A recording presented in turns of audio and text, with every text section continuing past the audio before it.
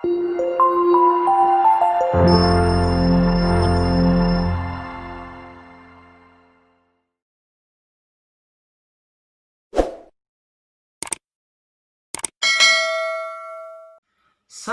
warahmatullahi wabarakatuh. Salam pencinta dakwah Darul Hikmah.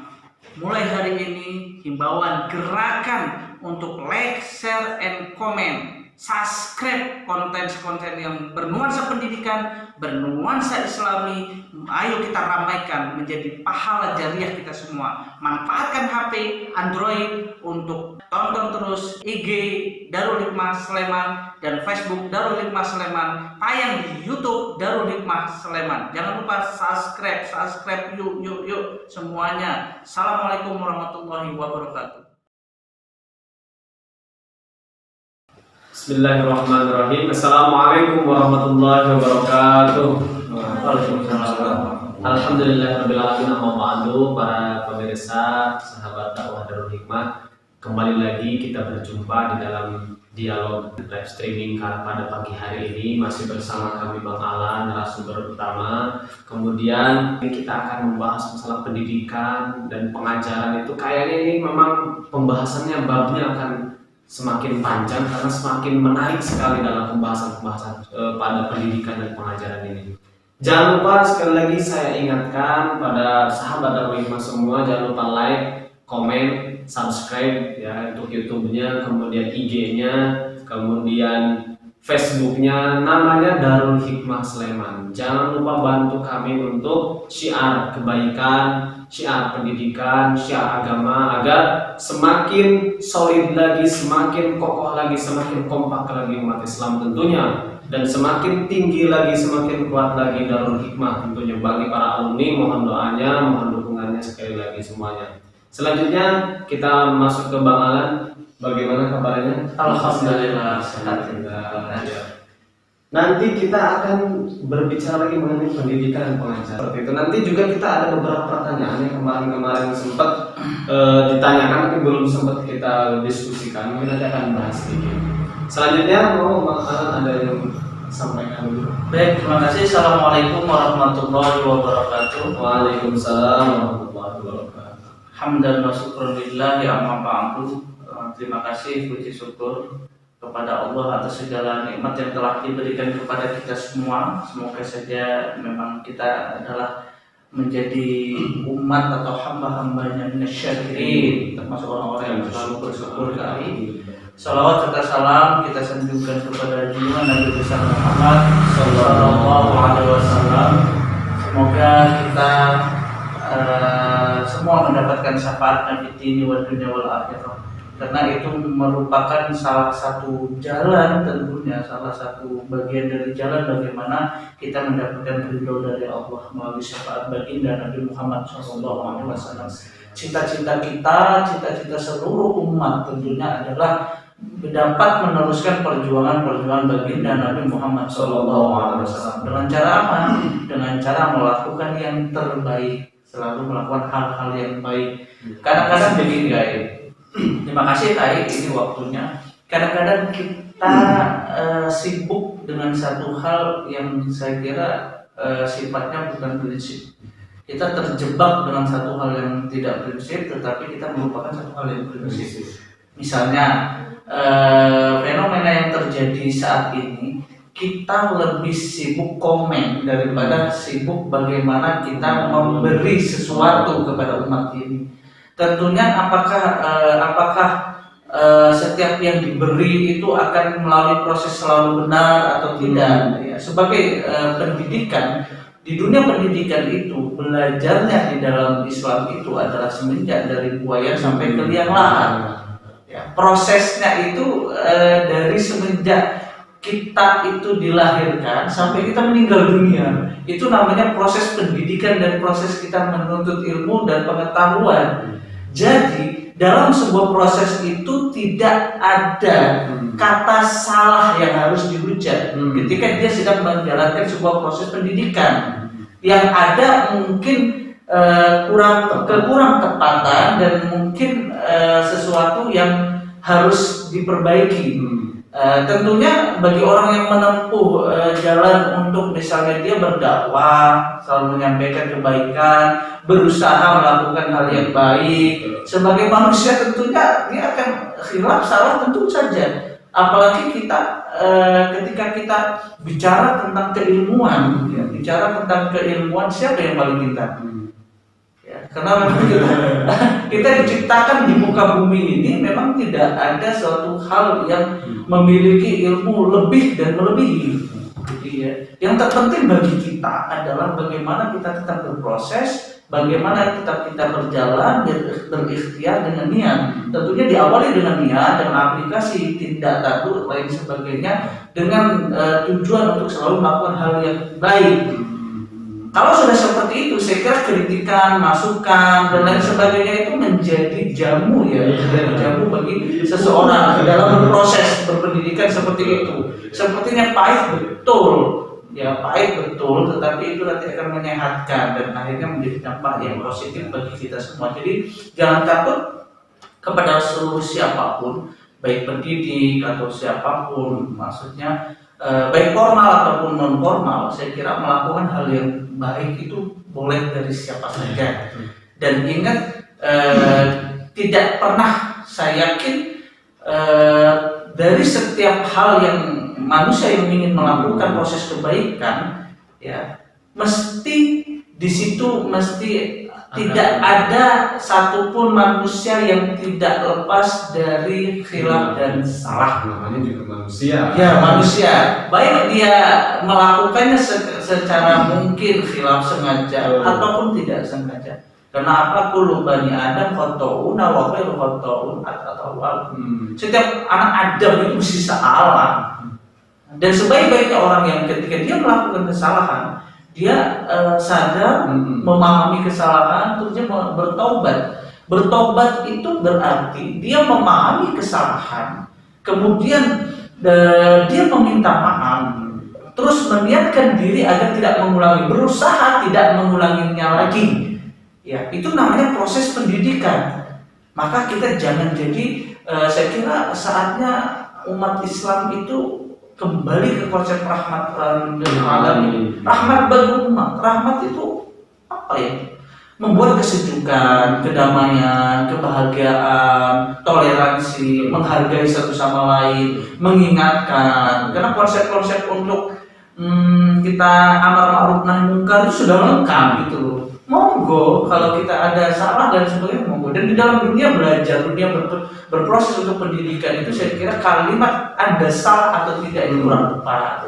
Karena kita sedang berproses gitu. Seperti itu aja prolog di dalam proses dunia pendidikan itu. Mengapa sekarang kita agak mungkin terlihat aktif 2 minggu sekali mengadakan live streaming yang tentunya bukan hanya disaksikan oleh para santri, wali santri, tentunya seluruh dunia bahkan bisa menyaksikan. Ini bukan berarti kita ingin menunjukkan bahwasannya kita itu hebat, kita itu benar, kita itu pandai, kita tahu. Tidak. Tetapi kita punya semangat ingin mempersembahkan apa untuk negeri dan agama ini. Itu yang pertama. Yang kedua, kita ingin mengasah kemampuan di dalam proses kita berpendidikan, ya, mendidik diri pribadi ataupun menambah keilmuan, pengetahuan, pengalaman sebagai seorang pendidik seperti itu. Jadi saya kira di dalam proses pendidikan itu jangan salah. Jadi gini ya Pak pemirsa, nanti dari sedikit yang disampaikan tadi, yang pertama mungkin saya dapat ambil kesimpulan adalah kita jangan terlalu pandai menilai orang, karena tugas yang itu sudah ada. Malaikat kanan kiri kita, malaikat apa? Malaikat rakib itu adalah tugas untuk menilai kita. Gak pernah tidur. Sudah 24 jam masuk. 24 jam satu hari kan 24 jam kali umur kita gitu. Tidak pernah tidur gitu. Jadi apa ya? Maksudnya ketika kita melihat kesalahan orang itu jangan pernah gatal mata kita, hidung kita, kemudian telinga kita, tangan kita, lisan kita, jangan gatal hanya untuk menilai itu salah, itu buruk, itu jelek dan sebagainya. Tetapi kalau mau diingatkan maka ingatkan dengan baik. Yang dalam sebuah mufradat kan dikatakan jangan melihat apa yang lihatlah apa yang dikatakan tapi jangan melihat siapa yang mengatakan. Jadi silakan hal-hal yang jelek, hal-hal yang buruk, hal yang salah komentari dengan yang baik. Ingatkan, insyaallah kalau mengingatkan itu dengan baik. Nah kemudian dalam pendidikan ini sangat luar biasa ya, apa konsep yang disampaikan Bang Alan ini sangat luar biasa. Masalahnya mungkin seperti ini Bang. Kalau dalam dunia pendidikan, ketika ada kalimat yang kalau ingin ilmunya bermanfaat maka sampaikan. Mungkin terkadang ada orang yang baru mendapatkan ilmu yang baru sehingga dia menganggap ilmu itu baik, ilmu itu benar. Ketika melihat orang lain yang tidak sesuai dengan ilmunya, maka dianggap salah. Nah, mungkin itu seperti apa? Jadi di dalam Islam itu namanya taklidul a'ma. Taklid buta, mengikuti satu hal yang buta tanpa ilmu. Jadi itu yang sangat berbahaya. Ya, sangat berbahaya. Harapan kita setiap ketika kita merasa bahwa misalnya begini kali, ada sebuah kasus yang dilakukan oleh seseorang dan menurut pengetahuan kita yang sudah kita alami melalui proses belajar itu salah dan kurang tepat. Tentunya ada kaidah-kaidah ya akhlak yang harus kita lakukan, gitu. Harus kita lakukan. Kemarin pernah kita sampaikan kalau Anda punya kekuasaan, Anda atasan, ingatkan, ya, diingatkan. Ya, tentunya dengan niatan apa? Dengan niatan baik beribadah itu, bukan mengingatkan karena penuh ada unsur kebencian. Yang pertama, yang kedua, diingatkan itu maksudnya menggunakan kekuasaannya itu. Ya, kalau pimpinan kan menyampaikan kepada anak buahnya kan samina wa ata'na. Karena dia ada keterkaitan secara sosial di situ. Kalaupun kita tidak punya kekuasaan itu, ingatkan dengan lisan itu dengan cara baik. Tidak dengan cara baik itu mungkin dengan cara bil hikmah wal hasan. Ya, dengan cara tidak kita menyakiti. Kita bersedekah saja kalau terlalu lontar dari bibir kita satu kalimat yang akhirnya menyakiti kaum duafa, orang miskin dan sebagainya, itu tidak akan diterima. Bahkan akan hanya menjadi dosa buat kita. Maka kita berhati-hati ketika mendoakan, kita saling mendoakan. Itu sangat konsep yang dasar bagi kita sebagai umat Islam, dan itu penting, sangat penting menurut kita. Terus jangan pernah ya, ketika kita sudah sama-sama bersyahadat, harapan saya ini dunia ini sekarang itu sangat global. Tantangan umat muslim, apalagi di Indonesia sebagai umat Islam mayoritas terbesar, tantangan di kita itu jangan sampai kita seperti dikatakan hadis Nabi, jumlah banyak tetapi lemah seperti sedikit gitu, seperti buih gitu. Kita tunjukkan dari mana, dari solidaritas kita, kebersamaan kita dan lain sebagainya. Biasa orang salah itu biasa, kita ingat itu satu hal yang biasa. Karena kita memang terikat dalam satu ikatan, yaitu Islam gitu. Kita selagi kita sama, yang kita sembah sama. Saya kira ketika perbedaan itu wilayahnya adalah wilayah komunikasi dan diskusi keilmuan, bukan wilayah untuk menjudge dia salah, dia benar dan sebagainya. Kira ada satu lagi permasalahan seperti ini Bang. Jadi kadang kita sudah ingin mengingatkan, tetapi ada embel-embelnya. Misalkan seperti ini, saya mengingatkan Bang Alan, kok Bang Alan berpakaian seperti itu sih? Nah, cara mengingatkannya juga tidak langsung, misalkan hanya lewat orang lain. Tolong sampaikan ke Bang Alan dong, cara berpakaian gini-gini.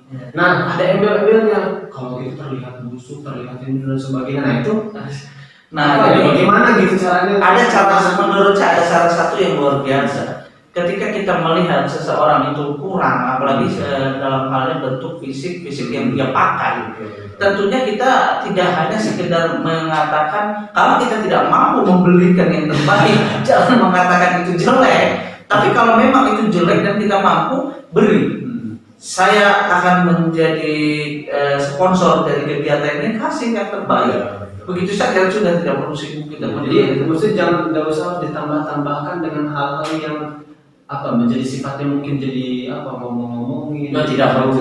Saya kira tidak perlu. Ya, itu karena akhir dampaknya itu buruk. Gitu ya. Kita Indonesia dijajah itu karena memang kita orang Indonesia itu di salah satu dilihat mungkin gampang sekali untuk dipecah belah. Ya, padahal konsep persatuan dan sebagainya itu konsep nasional. Tapi ini bukan berarti kita mengatakan bahwasanya umat Islam di Indonesia itu mudah diadu domba terpecah belah, tidak. Saya kira semua kita konsep-konsep kita itu adalah bersaudara, al-mu'minun ikhwan, ya, al-mu'min itu adalah bersaudara. Ya sudu ba'du yang menguatkan satu di antara lainnya, gitu loh. Kal jasadul wahid, seperti badan yang satu, gitu. Ketika satu tersakiti, semua tersakiti. Saya kira itu luar biasa, apalagi kita sebagai muslim yang terbesar di Indonesia ini. Gitu. Jadi seperti itu ya, Pak. Jangan sampai kita mengingatkan itu dengan embel-embel yang hal-hal yang lain menjadi mencerdaikan dan sebagainya. Kembali ke niat yang baik. Ini kita tidak sedang berbicara tentang makna pendidikan secara khusus, tapi kita sedang membicarakan proses ini. Ini bagian dari pendidikan, mendidik umat kita, mendidik sesama kita umat Islam, mendidik itu prosesnya seperti itu. Hal-hal yang kita jaga, hal-hal yang kita perbolehkan. Ini kita masuk ke pembahasan pertanyaan yang mungkin hari ini memang saya tidak menerima teknis sebenarnya.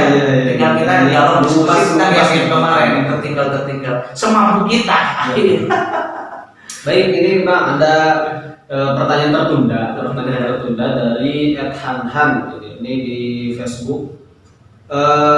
Bertanya, ketika ada orang tua yang memondokan anaknya di pesantren, kemudian mengeluhkan anaknya itu di rumah tidak ada perubahan, baik itu dalam hal kedisiplinan ataupun lainnya. Padahal ketika anak itu di pesantren, anak itu selalu disiplin dan bahkan tidak melanggar sama sekali. Kira-kira bagaimana tanggapan Ustaz mengenai itu? Pertanyaannya, kenapa di pesantren baik, di rumah jadi tidak baik, gitu loh. Mungkin karena orang tuh ada yang mengeluhkan seperti yang mengeluhkan, kenapa Anda mengeluh anak sendiri di rumah sendiri? Jadi maksudnya, mohon maaf, bukan saya menjudge, tapi pusat pendidikan itu kan harus berjalan kayak gitu. Ya, jadi jangan sampai kita berpikiran kalau anak kita dimasukkan di pesantren itu simsalabim, itu akan menjadi baik, karena dia butuh lingkungan pendukung yang paling sangat mempengaruhi. Pertama adalah rumah, yang kedua adalah lingkungan. Sehebat apapun proses pendidikan di sebuah lembaga, ketika dua ini tidak ada dukungan pendidikan yang baik juga, ya bubar. Ya, mungkin kalau saya logika sederhananya gini, misalkan kita motor ya, ya. Kalau di bengkel kan bagus. Kalau dibawa ke rumah misalkan jadi jelek, nah mungkin itu jarang dipanasin, proses-prosesnya itu seperti itu ya. Jadi contoh konkretnya begini, kalau di pesantren itu anak-anak diwajibkan untuk sholat 5 waktu. Ada, kita harus paham ini sebagai orang tua. Oh ya, di pesantren diwajibkan. Oke, peraturan itu akan saya sama wajibkan di rumah. Karena apa? Karena memang itu kewajiban bukan hanya di sekolah dan di rumah, itu bahkan kewajiban dari hukum Islam, hukum agama. Sehingga ini sama-sama konsennya, gitu loh. Kadang-kadang anak di umur-umur remaja dan sebagainya kan mereka banyak sekali godaan, mereka lupa, mereka malas. Nah, kita butuh motivator. Siapa motivator itu? Yang ada di rumah, gitu loh. Motivator siapa? Motivator yang di lembaga pendidikan, di pada dewan guru semuanya. Siapa di lingkungan? Ya para pejabat yang mengambil kepentingan di lingkungan itu. Gitu. Ya, jadi itu ya.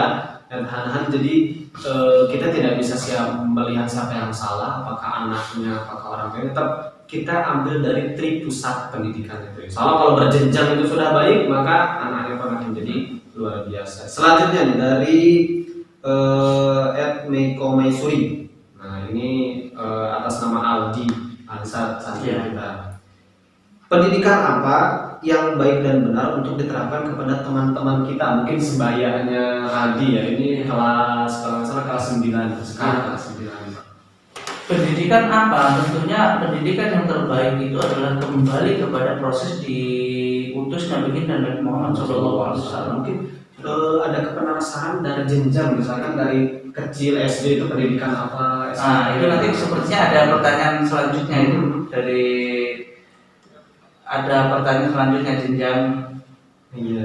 Nanti saya jelaskan satu paket itu. Iya. Pendidikan apa yang baik? Tentunya pendidikan berkarakter berakhlak. Itu mendasari semuanya. Yang lainnya tuh ngikut. Kalau Anda sudah berakhlak baik, ngikut semuanya. Kok bisa? Lah kalau misalnya dalam Islam malas itu bukan bagian dari akhlak yang baik. Kalau dia akhlaknya baik kan nggak mungkin panas. Gitu.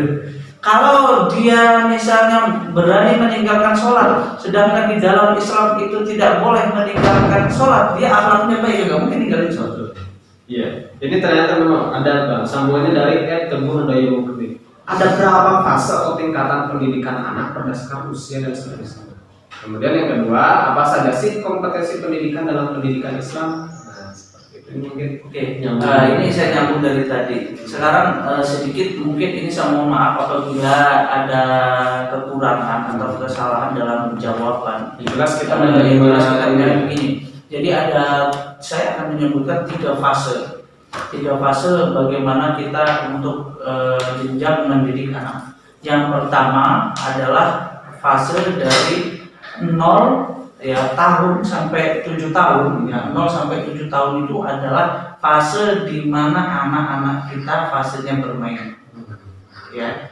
Jadi jangan sampai kita menghakimi dan kita menghilangkan fase ini karena itu fatal.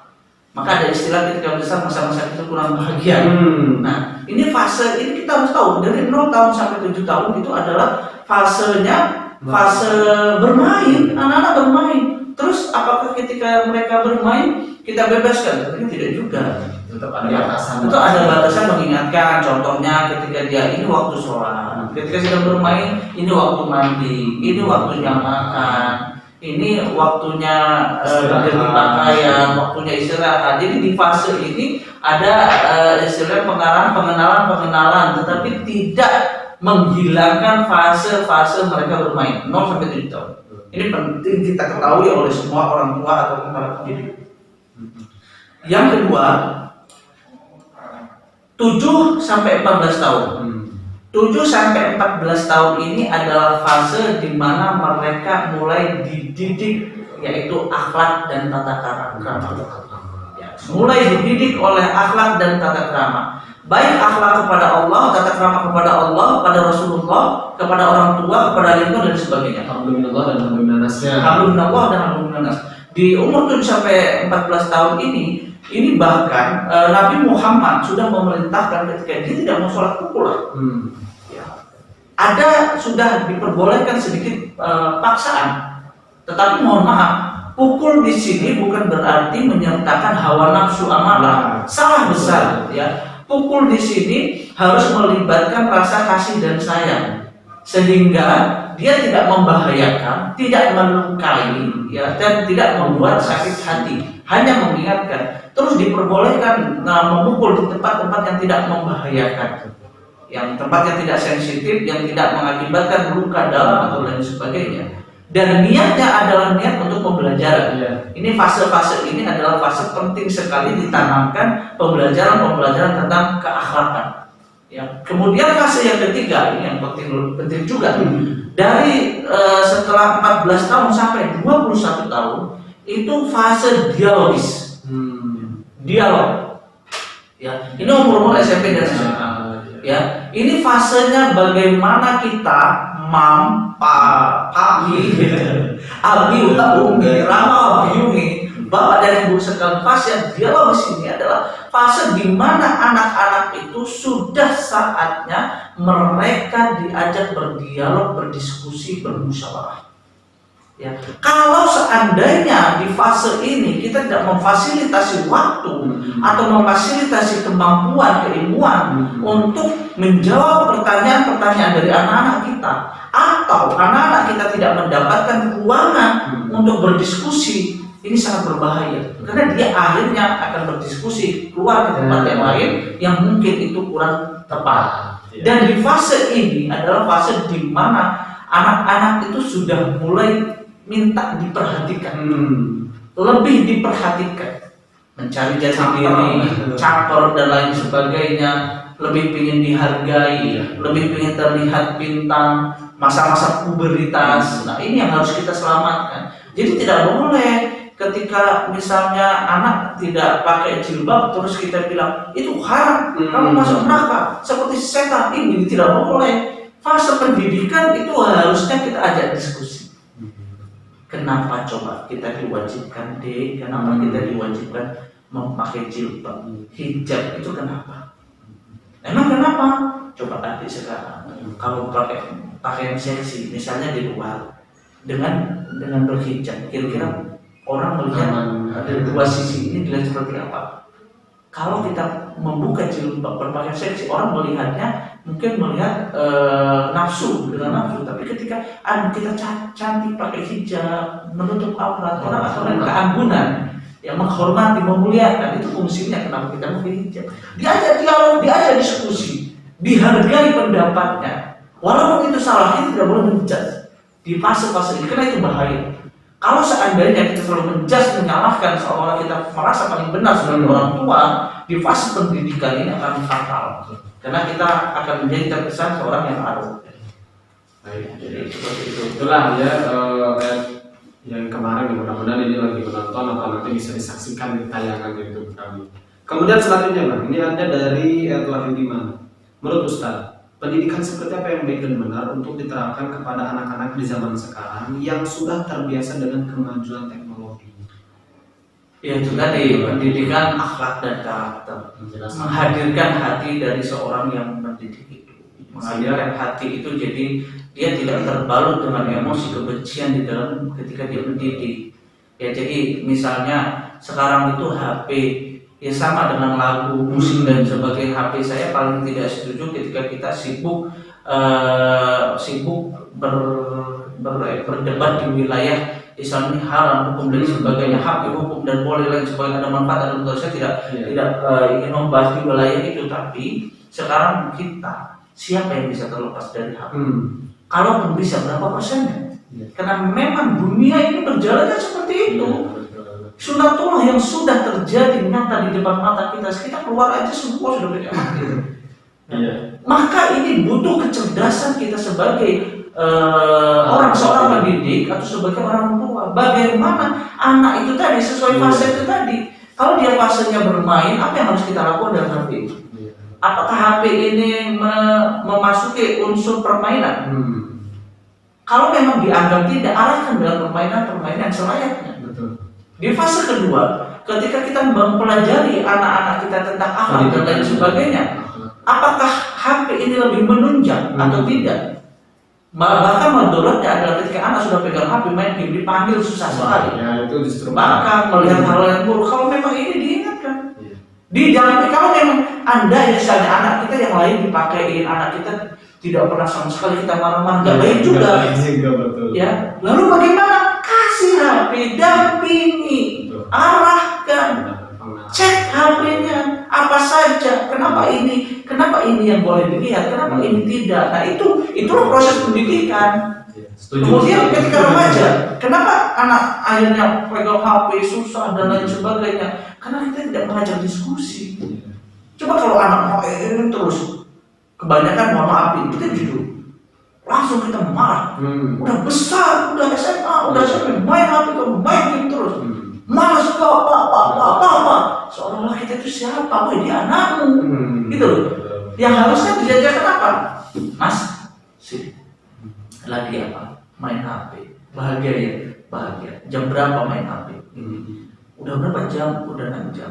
Nih loh, menurut kesehatan, ya ada radiasi cahaya yang itu tidak boleh dilakukan terlalu dekat sambil tiduran. Batas waktu kekuatan mata kita sekian jam. Adik ingin sehat, mas ingin sehat atau sakit, ya sehat, oh ya sudah paham. Diterapkan dengan baik-baik, dia ada dialog, diskusi, memaafkan, sehingga berpikir dengan keilmuan. Itulah tugasnya kenapa kita sebagai orang tua atau para ayah ini, ya kita sebagai pemimpin tentunya pendidik di situ. Ya, dan basic dasarnya adalah ibu-ibu rumah tangga atau apa karena Anda adalah umur madrasatul ula. Ya, basic pendidikan awal itu orang tua seorang ibu, jadi itu penting sekali. Ilmu itu penting, maka proses kita belajar terus belajar. Jadi pendidikan yang tepat untuk generasi yang sekarang teknologi sudah mulai sabar, intinya adalah kita harus paham dulu nih menyeimbangkan antara kegiatan dan ibadah. Itu hal-hal yang paling dasar sekali mungkin untuk bisa mengendalikan kita agar tidak terbuai dengan teknologi itu. Terakhir nih yang ada di dalam pertanyaan tertunda dari Alini Fatika Chacho, apa yang dibacanya kalau apakah dalam pendidikan itu santri yang menyesuaikan ustadz atau ustadz yang menyesuaikan santri? Apakah di dalam pendidikan itu adalah santri menyesuaikan ustadz atau ustadz menyesuaikan? Kenapa harus menyesuaikan? Jadi harus paham kedudukan. Ya. Bahkan ketika Imam Syafi'i, mohon maaf ini, Imam Syafi'i atau Imam Ghazali itu mengatakan, "Ana abdul lima atoni ilman." Saya adalah seorang hamba sahaya bagi guru yang telah memberiku ilmu. Ya. Jadi bukan prosesnya bukan apa namanya tadi menyesuaikan, semuanya yang harus paham hak dan kewajiban. Ya. Hak dari seorang anak itu dia memperoleh ilmu pengetahuan, ya haknya. Dia belajar dengan nyaman, belajar dengan happy, bahagia, terus mendapatkan ilmu-ilmu yang benar dan yang baik, itu haknya. Kewajiban dari seorang anak itu adalah dia menghargai, menghormati gurunya, memuliakan gurunya, karena dia adalah pengganti dari orang tuamu yang mendidikmu, karena dia adalah orang tua pendidik bagimu yang menyelamatkan kamu dari kebodohan. Hormati dia, muliakan gitu loh. Dan kewajiban seorang guru ya kebalikannya, dia harus menyayangi, mengasihi, melindungi, mengarahi, mengayomi para santrinya, para muridnya, menyampaikan ilmu yang bermanfaat, menyampaikan ilmu-ilmu yang baik dan benar, yang sesuai dengan kaidah-kaidah keilmuan, tentunya sebatas kemampuan keilmuannya gitu loh. Kewajiban dia apa? Itu kewajiban dia. Haknya seorang guru itu apa? Haknya ya dia memiliki hak untuk paling tidak di dalam proses mengajarnya dia tidak terganggu dengan satu hal perilaku-perilaku yang tidak penting, yang bisa menyakiti, menghambat proses belajar itu sendiri, yang membuat tidak fokus belajar itu dengan kenakalan dan sebagainya. Iya, berarti mungkin bukan penyesuaian tapi pemahaman. Jadi kita harus paham satu karakter satu sama lainnya gitu. Makanya akan terjalin ketika ada guru yang disiplin ya kita nggak mungkin telat lah masuk kelas gitu kan. Berarti itu pemahaman dan ya, secara otomatis akan menyesuaikan. Ya. Ketika saya mengajar ada anak di situ yang misalnya di rumah banyak masalah, kemudian anaknya rapuh dan sebagainya, nggak mungkin langsung marah-marah kan. Pasti itu akan ada kalau kita saling memahami dan seperti itu. Baik, di ini IG atau Facebook ada pertanyaan? Ada pertanyaan dari akun alojoy_. Bagaimana cara memaafkan manusia yang selalu salah? Memaafkan manusia yang selalu salah, saya kira pertanyakan dulu juga manusia itu kok selalu salah. Salah itu kena ada istilah kalau kita jatuh kepada lubang yang sama itu adalah sebuah kerugian dan kebodohan gitu loh. Maka yang harus kita lakukan adalah berusaha untuk melakukan yang terbaik, bertobat dengan sebenar-benarnya tobat, sehingga ketika kita sudah melakukan kesalahan kita tidak mengulang-ulangi lagi kesalahan tersebut. Ya, tobat itu tidak berulang-ulang kesalahannya gitu loh. Terus bagaimana memaafkannya? Terus misalnya maaf ya, boleh apakah kita misalnya sekarang saya nggak mau sholat deh, setelah kita punya harta, kita mau sholat rajin, setelah kita punya harta, saya nggak mau sholat deh. Setelah akhirnya kita dikurangi lagi, saya rajin lagi, besok saya nggak mau sholat lagi. Itu Anda bukan salah tapi mempermainkan hukum Allah dan bahaya sekali. Ya, itu bukan kesalahan, tetapi itu dosa, itu berulang-ulang dibuat berulang-ulang. Berarti Anda tidak melakukan pertobatan nasuha. Ya, itu namanya. Tapi bagaimana cara memaafkan kesalahan orang? Tentunya kita tidak punya hak untuk menghakimi seseorang. Ya, jadi proses yang kadang-kadang kita yang harus menguatkan generasi muda dan diproses di Indonesia itu banyak sekali orang gampang tersinggung. Gampang juga banyak sekali banyak orang itu gampang sekali menilai orang. Ya, kita wales saja, slow aja. Kalau memang salah ya kita maafkan. Istilahnya tidak dibuat terus begitu. Atau mungkin tambahan dari saya seperti ini. Saya ingat Ustadz Wijayanto pas dulu datang ke lemari kan mengatakan bahwa kita harus ingat beberapa hal. Yang pertama, ingat kebaikan orang lain, lupakan kebaikan diri sendiri. Yang kedua, ingat kejelekan diri sendiri, lupakan kejelekan orang Mungkin ini bisa jadi syarat supaya kita bisa memaafkan orang. Kalau orang itu salah kepada kita, maka yang diingat jangan kesalahannya, tetapi kebaikannya. Pasti akan ada kebaikan orang lain terhadap kita. Insya Allah kita akan bisa memaafkan. Begitu dari saya seperti itu. Ada lagi pertanyaan? Ada dari akun bolo_batin. Assalamualaikum. Apa hukum kalau kita berbohong untuk kebaikan? Ya, Berbohong untuk kebaikan. berbohong untuk Ini kebaikan. seperti apa ya, kebaikan dibandingkan dengan keburukan ya.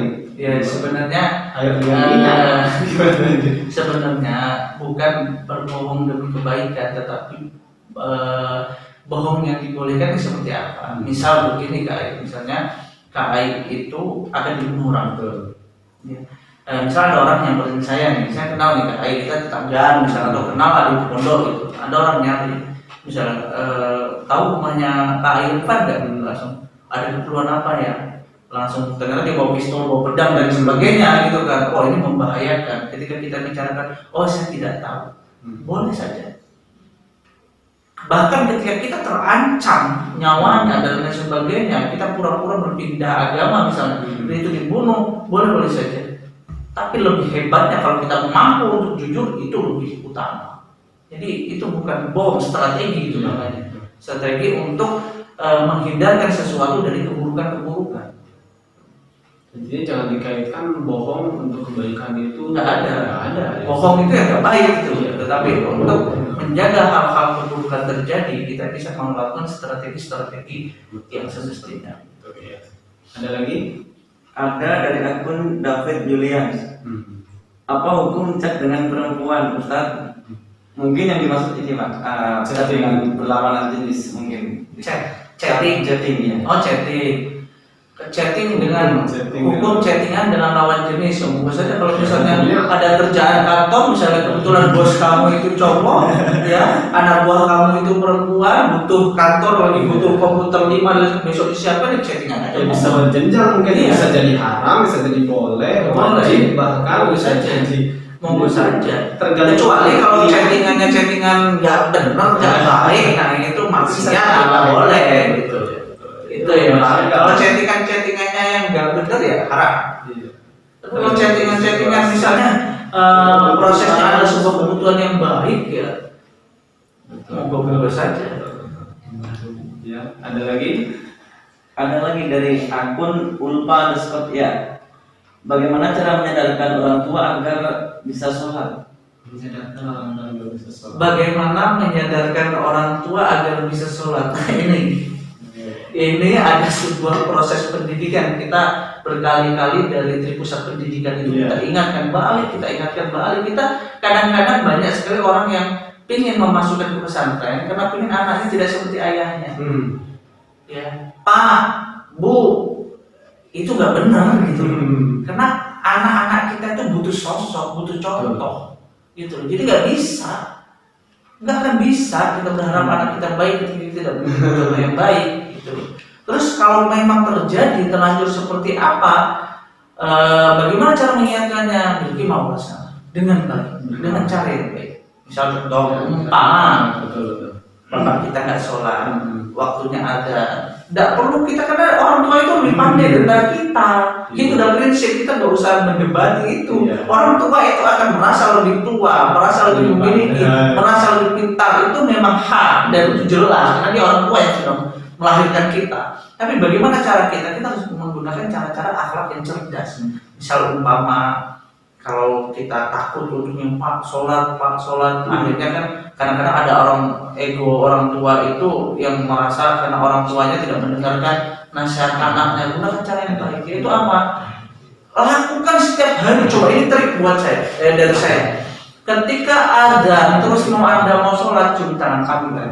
Pak, Assalamualaikum, saya mau sholat dulu ya, doain semoga saja saya bisa sholat dalam khusyuk. Saya doakan ayah terus bersehat. Cium orang tua kita, peluk, bismillah. Itu dulu. Asar pamit lagi, Pak, saya mau sholat dulu, sudah ada. Ya, assalamualaikum. Lagi. Maghrib terus lagi. Kalau sampai 1 bulan dicium, dipeluk, terus pamitan, anak Anda nggak berubah, berubah. Itu bicara hidayah. Tapi insya Allah Iya. itu akan baik karena orang tua tidak ada orang tua yang bodoh. Ya, semua mesti akan lebih pintar dari kita anak-anaknya. Itu prinsip. Ya, tinggal hidayah itu. Maka kamu siapa yang memberikan hidayah kepada orang tua? Ya perantara anak soleh inilah. Dengan cara-cara yang baik gitu. Masa orang nggak berpikir anak saya tak suruh masuk pondok luar biasa setiap mau sholat dia cium tangan saya, dia peluk saya, dia doakan saya setiap hari. Masa saya sebagai bapaknya mau double kayak gini? Nah, akhirnya hidayah itu turun jendong. Nah, itu. Yang ada strategi, cara dengan akhlak yang baik. Jadi jangan sampai sembarangan juga. Kalau sembarangan nanti bisa ditendang. Baik, ada lagi? Ada satu lagi Terakhir mungkin ya. dari akun Rifda Hasanah 2210. Assalamualaikum Ustaz. Waalaikumsalam. Bagaimana caranya menemukan jati diri di masa pubertas seperti ini? Dari Kebumen gitu.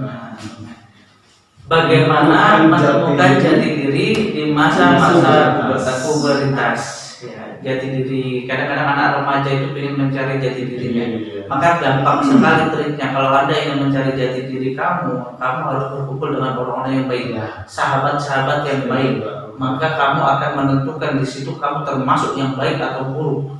Tapi kalau kamu di lingkungan yang buruk, sahabat-sahabat yang buruk, kamu tidak akan lebih besar keburukannya mempengaruhimu dan kamu tidak akan menemukan jati dirimu yang seperti apa.